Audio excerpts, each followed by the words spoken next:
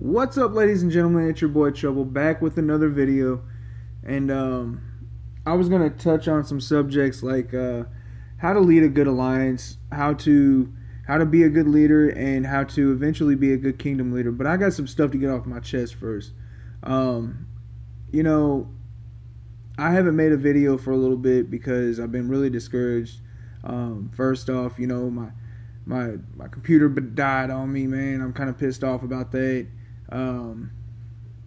It sucks for me because I was kind of on a roll. You know, me and Shocker, we set up for 2-3 days, man, trying to get the computer all set up and everything. That way we can make videos for you guys. And you know, throughout the complaints and everything, we slowly worked on fixing the little bugs and everything like that. And a lot of you were patient. But then, like, right after that, you know, the other day I was getting ready to make a video and my computer just shut down. It won't even turn back on at all. So I've got to save up and buy another one of those, which leads me on to my next subject. In my YouTube channel, I've got a PayPal account. If you have PayPal, you can donate to the channel. Now, all of those donations, none of them will go to anything for me personally, and they won't go to packs or anything like that. They will go to helping me to get a new computer and helping me to set up software and everything for the YouTube channel. And after I get done with that, if you know the donations continue, I will start buying packs and stuff like that for people, not for me. None of it will go to me. I don't need your money. And then that leads me on to my next subject.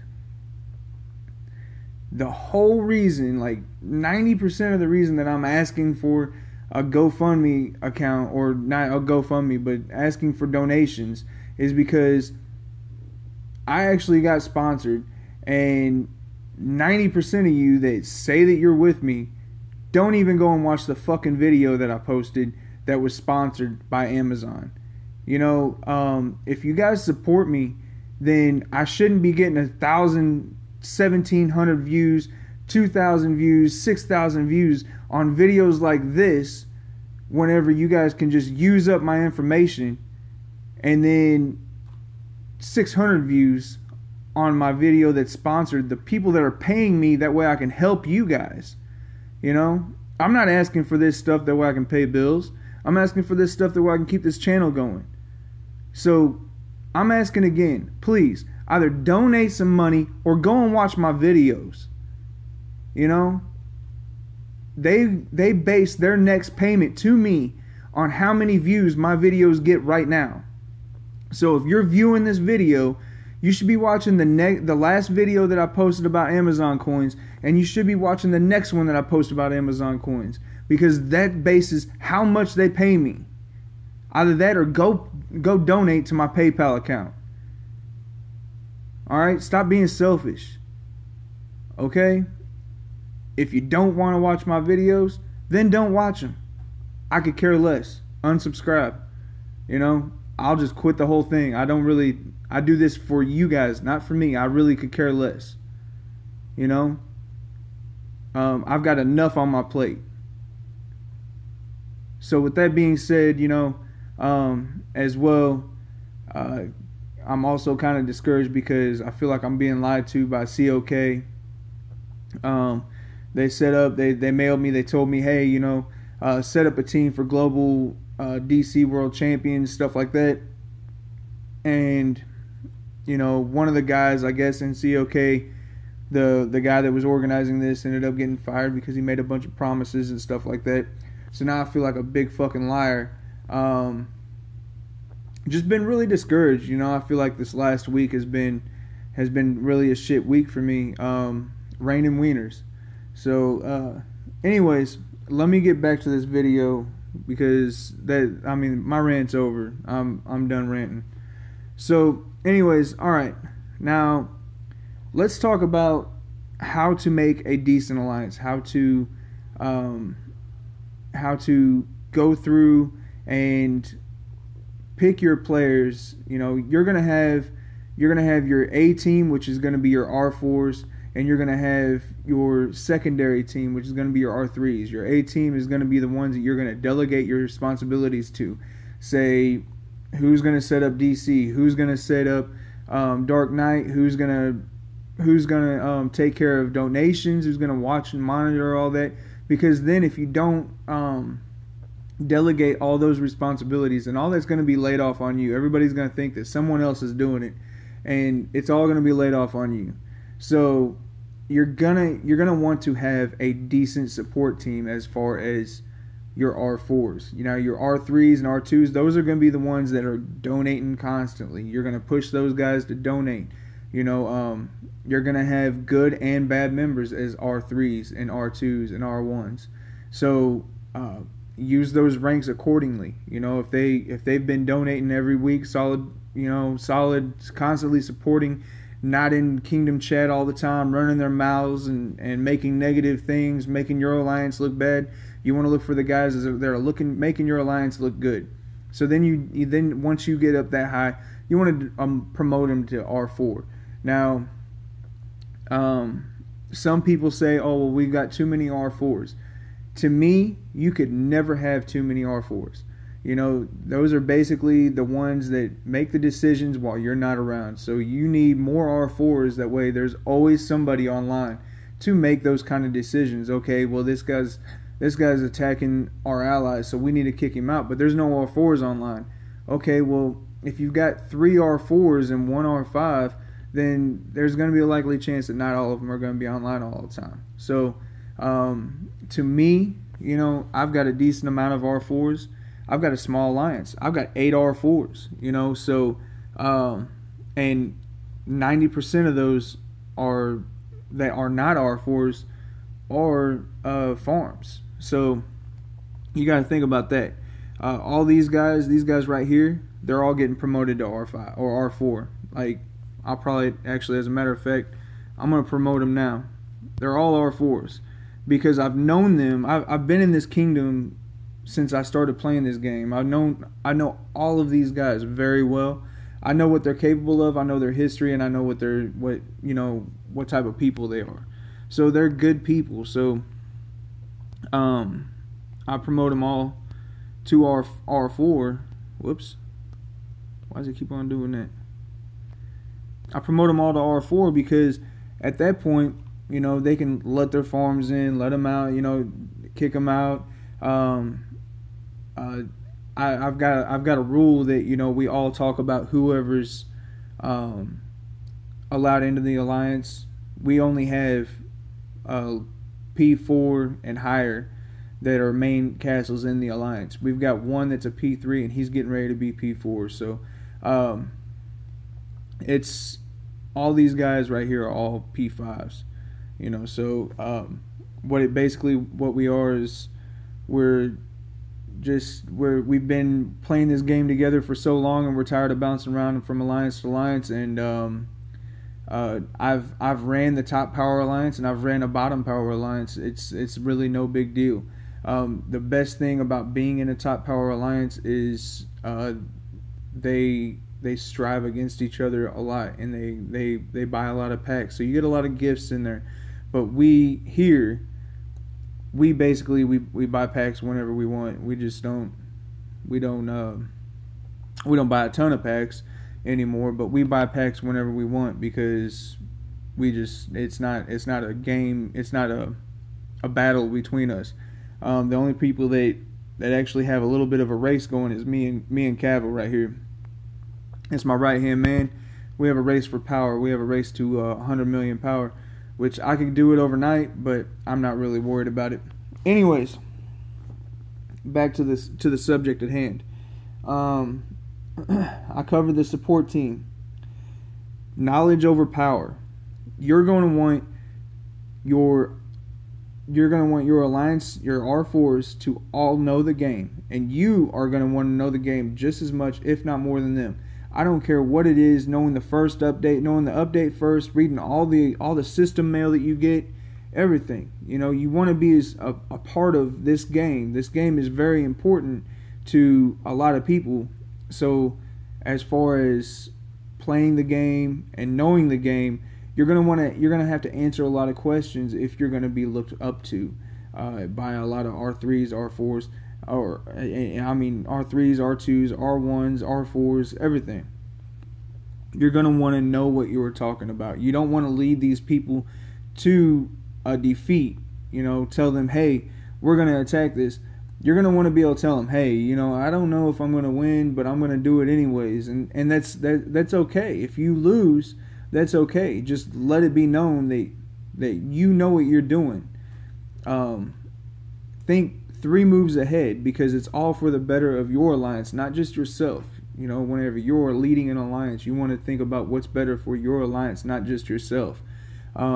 If you've got somebody in your alliance that's constantly in Kingdom Chat, running their mouths, saying bad things, making drama for you guys, making things really kind of tense between you and the rest of the kingdom, and maybe you and your allies or whatever, you're gonna want to get rid of that person. No matter how well of friends you are with them, you're gonna want to let them know, hey, you do it again, I'm gonna kick you out. And me personally, if I kick somebody out of my alliance, there's a good chance that I'm gonna zero them. So I mean, I don't really kick people out. So just think about that. Knowledge is power. That's a main thing. Knowing what you're doing, knowing what's going on around you, everything like that. Pay attention to Kingdom Chat, but don't talk in it that much. Say, hey, how you doing? If you're constantly in Kingdom Chat, then people don't miss you. People miss what's going on. So then you've got make tough decisions, which kind of touches on what I was talking about with, if you've got a friend that's in Kingdom Chat running their mouth. If you've got somebody in your alliance that's kind of making things tense on you, you might have to make that tough decision to be strong for your alliance, not just to be strong for you. It's a big deal to keep everybody donating, to constantly send mail. Hey, have you guys donated today? Which I'm going to do right now. See? Don't forget construction science.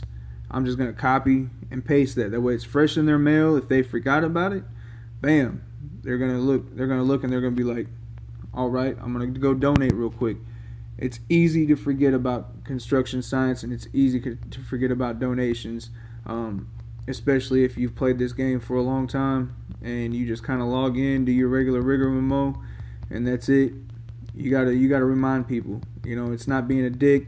It's just reminding people. And actually, I got into it with a guy whenever I was really big in this kingdom. I was running the top #1 alliance, and his alliance merged with mine because we were at war and they were getting punished pretty bad. Well, he was a leader, and I brought him up to R4, and I noticed that he never donated. Like he donated his first day there, and he was there for 2 months, and he didn't donate no more after that. So I mailed everybody, and I said, hey, we need everybody to donate. So I waited another week, no donations, from him and like 2 other people. So, and one of them was my really good friend. One of them was actually Kava, and I set him out. I said, hey, ATL, ATL Kava and like 3 other people did not donate. The only person that sent me the mail with the attitude was that guy. So, it told me right then that he wasn't for our alliance. So I let him go. Those are the tough decisions that you've got to make. You've got to remember, you got to stay on your toes. As far as you gotta rule with an iron fist, but wear a satin glove whenever you do it. Don't set nobody out. Don't embarrass people, but make sure that people know, hey, this is what we need to be doing. Keep everybody on track.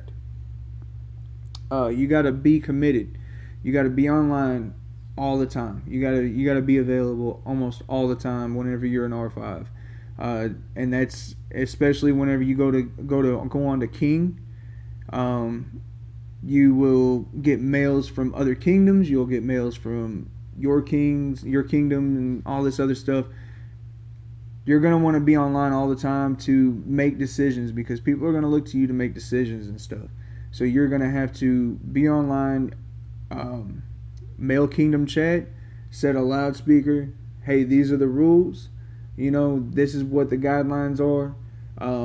If you have any questions, ask me. Blase, blase, blase. You know, name 3 other people, and then leave it at that. You know, give yourself a break, but also you've got to be available.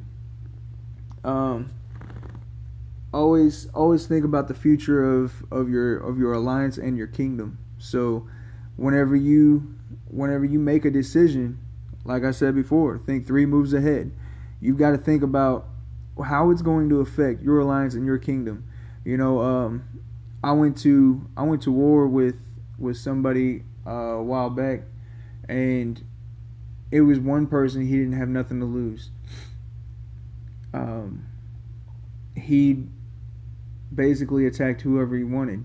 So I went to war with him, and he was really threatening and stuff like that. And he you know, I made a couple videos about it, but at the end of the day, thinking back on it, you know, it affected my kingdom in a very negative way. So what I should have done was just let him slide, let him talk his stuff to me, and then let it go. But instead, I initiated the attacks, and fought him. Actually, he poured it on me and attacked me and lost badly. But you know, I fought him. You know, and it had a negative impact on my kingdom and my alliance.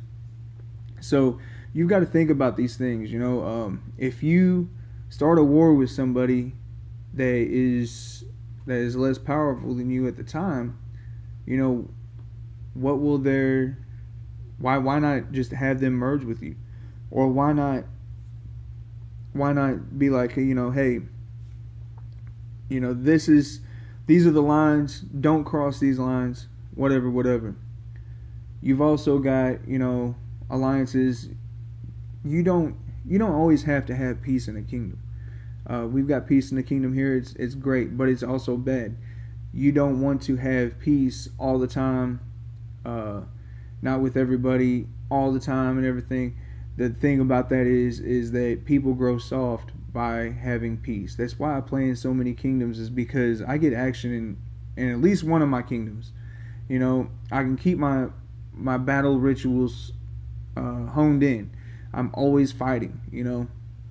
So you don't sit there and grow stagnant and forget how to fight and forget, you know, get nervous whenever you attack.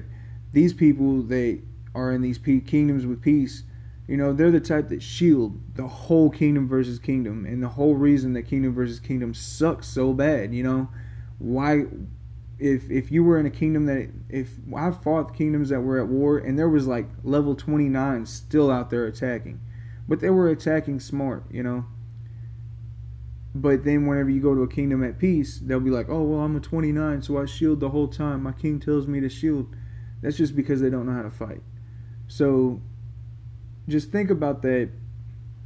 You know, I got kind of sidetracked, but you've got your alliances that, you know, stay freshened up on war, because they're always in the rigor mode. They're always fighting and stuff like that. I enjoy the fight. That's why I play in so many kingdoms. But if you're at a kingdom that wants to be at war, man, more power to you, man. You guys hone your skills in. Just make sure you shield all the time, and tell your alliance members to shield, because that builds a very strong alliance, a very close-knit alliance too. I've seen alliances that were constantly being attacked. They would not leave their leader for nothing, and their leader was a very good guy, you know. So you got to think about it. War is not necessarily a bad thing, but you know, you want to make sure that you play smart and think ahead on what you're going to do. So whenever you lead a kingdom, be strong, be intelligent, be diligent, be kind, and think about the future. Don't let nobody sway you. Don't go for all that drama. Just make sure that you stay strong, and whatever decision that you make sure that you're last.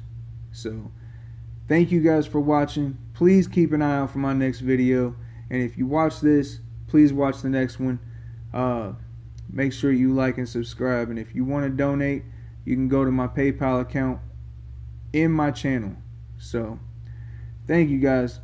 Peace.